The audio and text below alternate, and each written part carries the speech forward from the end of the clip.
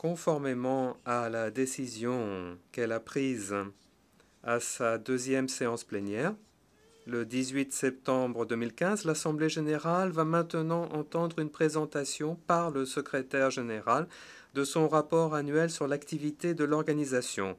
Au titre du point 109 de l'ordre du jour, je donne la parole au secrétaire général de l'Organisation des Nations Unies, son Excellence M. Ban Ki-moon.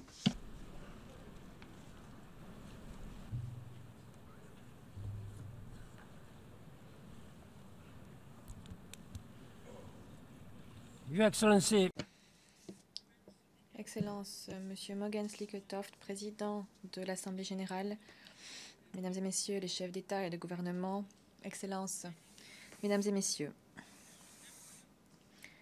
nous avons entamé cette 70e session de l'Assemblée générale par un succès retentissant. L'adoption du programme de développement à l'horizon 2030, y compris 17 objectifs qui vont nous inspirer, les objectifs du développement durable, ODD. Notre but est clair, notre mission est possible et notre objectif ultime est à notre portée. Il s'agit de mettre fin à la pauvreté extrême d'ici 2030 et d'assurer une vie dans la paix et la dignité pour tous. Ce qui importe à présent, c'est de transformer ces promesses qui existent sur papier en véritables changements sur le terrain. C'est cela notre devoir et bien plus encore envers les plus vulnérables, envers les opprimés, envers les déplacés et tous les laissés pour compte de notre monde. C'est là notre devoir envers un monde dans lequel l'inégalité va croissant, un monde dans lequel la confiance s'érode et le mécontentement envers les autorités se fait sentir de toutes parts. C'est cela notre devoir envers les générations futures, comme le dit la Charte en ces mots mémorables. En cette année, alors que nous célébrons le 70e anniversaire des Nations Unies, nous devons répondre à cet appel lancé par la Charte. Nous devons entendre les voix de ceux qui sont, nous, les peuples. C'est comme cela que nous pourrons surmonter les réalités sombres de notre présent. C'est comme cela que nous pourrons saisir la chance incroyable que nous offre cette ère. les chefs d'État et de gouvernement, Mesdames et Messieurs les ambassadeurs, les ministres, Mesdames et Messieurs, les objectifs du millénaire pour le développement durable ont permis de sortir des centaines de millions de gens de la pauvreté. Nous sommes prêts à poursuivre dans cette voie et aller plus loin, beaucoup plus loin. Il ne s'agit pas simplement d'ajouter de nouveaux objectifs, mais de se donner un plan dont les objectifs se combinent intimement avec les droits de l'homme, l'état de droit et l'autonomisation des femmes, éléments essentiels d'un ensemble intégré. Les objectifs mondiaux sont universels. Vous, dirigeants du monde, vous êtes engagés à aller de l'avant sans faire de lacets pour compte et à aider en priorité ceux qui en ont le plus besoin. La dynamique enclenchée peut nous servir à conclure un accord robuste sur les changements climatiques en décembre à Paris. On voit poindre des changements considérables visant à réduire les émissions nocives de gaz à effet de serre. J'ai visité de grandes installations solaires, prélude d'un nouvel avenir énergique. L'action climatique avance en poupe. Cela étant, il est clair que les objectifs nationaux présentés par les États membres ne suffiront pas. Le choix qui s'offre à nous est le suivant. Revoir nos ambitions à la hausse ou, en ce qui concerne le réchauffement climatique, risquer de dépasser le seuil de 2 degrés que les scientifiques nous disent de ne pas franchir. Nous atteindrons les objectifs de développement durable quand nous organisons mieux. Faisons tomber les murs. Soyons créatifs. Engageons les ministères et les autres institutions à cesser de poursuivre des objectifs contradictoires. Ne restons pas chacun dans notre coin, mais unissons nos forces, faisons bon usage de l'information dont nous disposons, planifions à long terme et ayons la volonté de faire les choses autrement. Excellencies, Excellences, Mesdames et Messieurs, le financement sera un test décisif. Je me félicite du programme d'action d'Addis Abeba qui a été adopté et de l'engagement renouvelé pris par les pays développés d'investir 0,7% de leur revenu national brut dans l'aide publique au développement. L'aide fonctionne, mais trop peu de pays ont atteint cet objectif. Et je voudrais rendre hommage aux pays qui ont atteint cet objectif et exhorter les autres à suivre cet exemple. Le financement en faveur du climat sera crucial également. J'exhorte les pays développés à atteindre l'objectif convenu de 100 milliards de dollars d'ici 2020. Nous devons faire en sorte que le Fonds vert pour le climat soit fonctionnel. Le monde continue de gaspiller des milliards en dépenses militaires inutiles. Pourquoi est-il plus simple de trouver de l'argent pour détruire les peuples et les planètes que pour les protéger? Les générations futures dépendent de nous, attendent que nous rectifions nos priorités. Excellences, Mesdames et Messieurs les chefs d'État et de gouvernement, Mesdames et Messieurs, les souffrances aujourd'hui ont atteint des sommets auxquels on n'avait pas assisté depuis une génération. 100 millions de personnes aujourd'hui ont besoin d'aide humanitaire et au moins 60 millions de personnes ont été forcées de fuir leur foyer, de fuir leur pays. Les Nations Unies ont lancé un appel pour récolter près de 20 milliards de dollars pour répondre aux besoins cette année, c'est-à-dire 6 fois plus que les montants d'il y a 10 ans. Les institutions humanitaires onusiennes et nos partenaires travaillent dans des conditions extrêmement difficiles pour atteindre les personnes qui en ont besoin. Les États membres ont déjà été généreux, mais les demandes croissantes se multiplient plus vite que les annonces de financement. Le sommet humanitaire mondial de mai 2016 sera un moment clé pour réaffirmer notre solidarité et déterminer comment nous pouvons au mieux bâtir la résilience des communautés et remédier aux situations d'urgence. Le système humanitaire mondial n'est pas défectueux, mais il est à court de ressources. Nous ne recevons pas suffisamment de moyens pour sauver des vies. Nous avons récolté à peu près la moitié de ce dont nous avons besoin pour aider les peuples d'Irak, du Soudan du Sud et du Yémen. Et nous n'avons récolté qu'un tiers de ce dont nous avons besoin pour la Syrie. Notre plan d'action pour l'Ukraine n'est financé qu'à 39%. Et l'appel lancé pour la Gambie, pays dans lequel un enfant sur 4 souffre de retard de croissance, cet appel n'a reçu aucune réponse. Des chiffres aussi bas signifient que la souffrance atteint de nouveaux sommets. Et nos peuples ont besoin d'aide d'urgence, mais ce dont ils ont encore plus besoin, ce sont des solutions durables.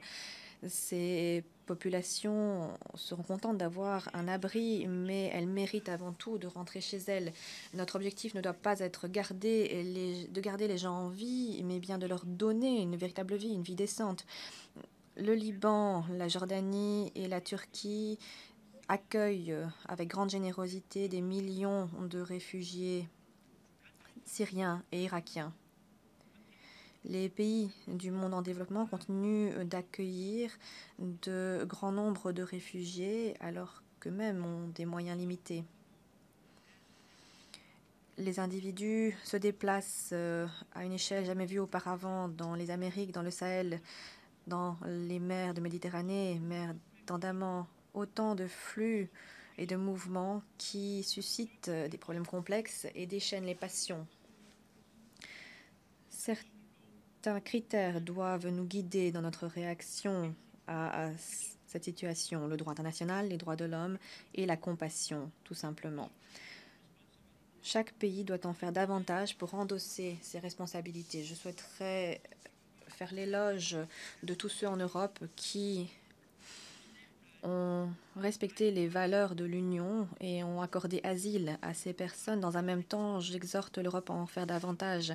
Après la Seconde Guerre mondiale, c'était les Européens qui avaient eu besoin de l'assistance du monde.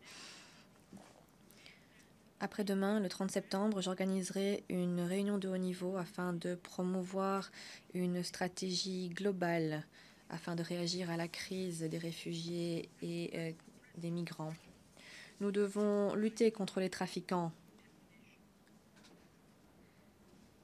et remédier aux pressions auxquelles sont confrontés les pays de destination. Nous devons lutter également contre la discrimination. Au XXIe siècle, il ne s'agit pas de bâtir des barrières ou des murs. Avant tout, nous devons nous pencher sur les causes profondes du problème dans les pays d'origine. Excellences, Mesdames et Messieurs, les Syriens fuient leur pays, fuient leur foyer à cause de l'oppression, de l'extrémisme, de la destruction, de la peur. 4 années de paralysie diplomatique au sein du Conseil de sécurité et en d'autres endroits ont rendu cette crise incontrôlable. La responsabilité de mettre fin à ce conflit incombe au premier chef, aux parties syriennes. En effet, ce sont elles qui ont réduit leur pays à un tas de ruines. Mais il ne suffit pas de chercher une solution à l'intérieur de la Syrie. En effet, cette lutte est également alimentée par les puissances régionales et rivalités régionales. Les armes, l'argent qui affluent dans ce pays ne font qu'alimenter la violence. Mon envoyé spécial fait tout ce qui est en son pouvoir pour atteindre un règlement pacifique. Il est à présent temps pour les autres, au premier chef, le Conseil de sécurité et les acteurs régionaux clés, d'en faire de même. 5 pays plus particulièrement, jouent un rôle clé dans ce règlement. La Fédération de Russie, les États-Unis, l'Arabie saoudite, l'Iran, la Turquie. Mais tant que l'un n'acceptera pas de compromis avec les autres, il sera inutile de s'attendre à quelque changement que ce soit sur le terrain. Or, les Syriens innocents paient le prix du terrorisme et des barils d'explosifs. Et l'on ne peut permettre l'impunité en cas de crimes terribles. Notre engagement envers la justice doit nous pousser à renvoyer la situation devant la Cour pénale internationale. Au Yémen, 21 millions de personnes, c'est-à-dire 80% de la population, a besoin d'aide humanitaire. Or, toutes les parties foulent aux pieds la vie humaine et la plupart des victimes résultent des frappes aériennes. Je demande que l'on mette fin à ces bombardements, des bombardements qui détruisent également des villes yéménites, les infrastructures et le patrimoine du pays. En cette instance également, les guerres des autres menées par procuration alimentent les combats. Et j'exhorte donc encore une fois toutes les parties à en revenir à la table des négociations pour discuter en toute bonne foi et résoudre cette crise par le dialogue grâce à mon envoyé spécial. Que ce soit clair, il ne peut y avoir de solution militaire à ce conflit. Nous devons également mettre en garde contre le dérapage dangereux dans le processus de paix au Moyen-Orient. Les activités de peuplement se poursuivent, les actes d'incitation et de provocation se multiplient. Il est donc essentiel pour les Israéliens et les Palestiniens de reprendre la communication. Il est essentiel pour la communauté internationale de faire pression sur les parties pour les amener à communiquer. Le monde ne peut plus attendre que les dirigeants se décident à choisir la voie de la paix. Daesh, Boko Haram et Al-Shabaab restent des menaces de grande ampleur, surtout pour les femmes et les filles qui sont prises pour cible systématiquement. Le monde doit unir ses efforts contre la brutalité sans borne de ces groupes. Nous devons également lutter contre l'exclusion et le désespoir qui apportent eau au moulin des extrémistes. En outre, les États ne peuvent jamais violer les droits de l'homme dans la lutte contre le terrorisme. De telles exactions ne font qu'alimenter le cercle vicieux. Au début de l'année prochaine, je présenterai à l'Assemblée générale un plan d'action global sur la façon dont nous pouvons lutter contre l'extrémisme violent et le terrorisme. Excellences, Mesdames et Messieurs, je me félicite de l'accord historique atteint entre la République islamique d'Iran et les pays P5+1. Le dialogue et la diplomatie patiente ont porté leurs fruits. J'espère que cet esprit de solidarité entre les membres permanents du Conseil de sécurité pourra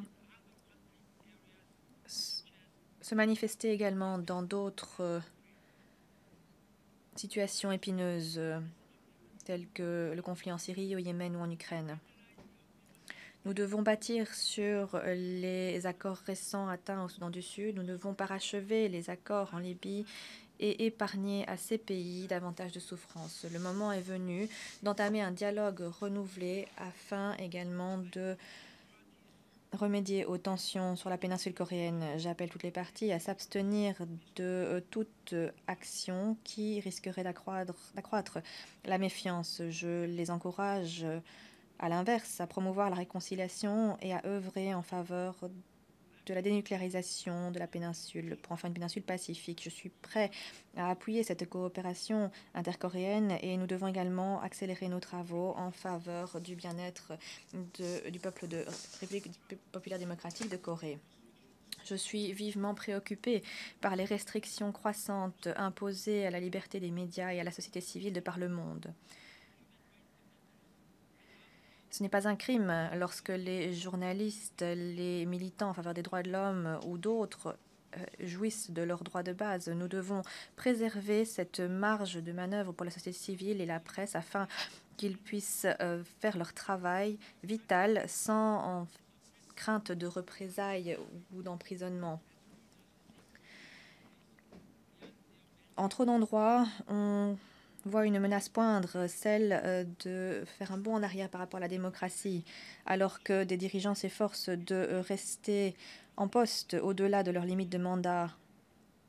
Nous voyons des pétitions et des manifestations organisées par la volonté spontanée du peuple. J'exhorte donc les dirigeants du monde à respecter les limites constitutionnelles de leur mandat. Mesdames et Messieurs, prises ensemble, ces crises nous ont fait atteindre les limites des outils vitaux dont nous disposons pour la résolution des conflits et les réponses que nous donnons aux crises humanitaires. Un peu plus tôt ce mois-ci, j'ai exposé ma vision pour renforcer les opérations de paix des Nations Unies en m'appuyant sur les recommandations du groupe indépendant. Nos opérations de maintien de la paix et missions politiques ont besoin de capacités accrues et d'objectifs politiques clairs. Ce qu'il nous faut, c'est un engagement renouvelé en faveur de la prévention, de partenariats régionaux plus forts et un soutien plus déterminé à la consolidation de la paix. Il nous faut aussi mettre plus avant le potentiel des femmes dans la promotion de la paix, tel que l'envisage la résolution 1325 du Conseil de sécurité. J'espère que l'Assemblée générale réagira promptement, témoignant ainsi de son engagement fort dans ce sens. Les gens aujourd'hui Ainsi, les générations qui leur succéderont ont besoin que nous fassions tout ce qui est en notre possible pour saisir cette occasion et accomplir des progrès compréhensifs. Mr. President of the General Monsieur le Président de l'Assemblée générale, Mesdames et Messieurs les chefs d'État et de gouvernement, Excellences, Mesdames et Messieurs, les Nations unies ont émergé des débris d'un monde morcelé pour apporter l'espoir que par notre action collective, nous pourrions éviter une autre catastrophe mondiale. Au cours des 70 dernières années, nous avons aidé à libérer des millions de personnes du colonialisme. Nous avons contribué à la lutte réussie contre l'apartheid. Nous avons également éradiqué des maladies mortelles, défendu les droits de l'homme. Nous avons consolidé l'état de droit. Nous avons fait cela et bien plus. Cependant, c'est loin d'être suffisant. Nous traversons une ère de dures épreuves, mais également une ère qui nous offre beaucoup de chances à saisir. Nous sommes plus connectés aujourd'hui que jamais auparavant. Nous sommes mieux informés que jamais auparavant. Nous avons de meilleurs outils que jamais auparavant. Les recettes d'un changement positif sont connues et nous avons entre les mains les ingrédients du succès. Nous continuons également à réformer l'organisation, même si nous savons que nous devons en faire davantage, aussi bien au niveau administratif que politique. Nous pouvons tirer notre force de l'autonomisation des femmes, mais nous devons encore intensifier nos efforts afin d'assurer la parité, assurer une planète 50-50. Les jeunes du monde m'inspirent. Ils représentent la moitié de la population mondiale et nous devons faire entendre leur voix davantage dans la prise de décision de par le monde. Je suis impressionnée de la manière dont nous pouvons tous ensemble unir nos efforts pour des causes vitales telles que le programme d'action à l'horizon 2030. Il y a un an, alors que nous nous rassemblions pour le débat général, la crise de l'épidémie Ebola en Afrique de l'Ouest faisait des victimes au quotidien. Les familles en étaient dévastées, la crainte s'en faisait sentir et les prévisions étaient effrayantes pour les mois à suivre. Aujourd'hui, grâce aux efforts collectifs de toutes les communautés et des gouvernements du monde, les cas d'Ebola ont considérablement diminué. L'épidémie n'est pas terminée, nous devons rester vigilants, mais nos efforts fonctionnent et les enseignements que nous en avons tirés présagent un avenir plus sûr pour tous. Lorsque nous œuvrons de concert, il n'y a pas de limite à ce que nous pouvons réaliser. Il y a 3 jours, des jeunes venant de nombreuses nations se sont rassemblés ici, dans le balcon de cette salle. Et ils ont demandé une chose avant tout, du changement. Il n'est rien que nous puissions dire aux enfants du monde qui les persuaderait que le monde doit rester tel qu'il est aujourd'hui. Cela signifie que nous devons faire tout ce qui est en notre pouvoir pour combler le fossé entre le monde tel qu'il est aujourd'hui et le monde tel qu'il devrait être demain. Voilà quelle est la mission des Nations Unies. Excellences, Mesdames et Messieurs, œuvrons ensemble pour faire de ce monde un monde meilleur pour tous, un monde dans lequel tout un chacun vivra dans la prospérité et la dignité. Je vous remercie.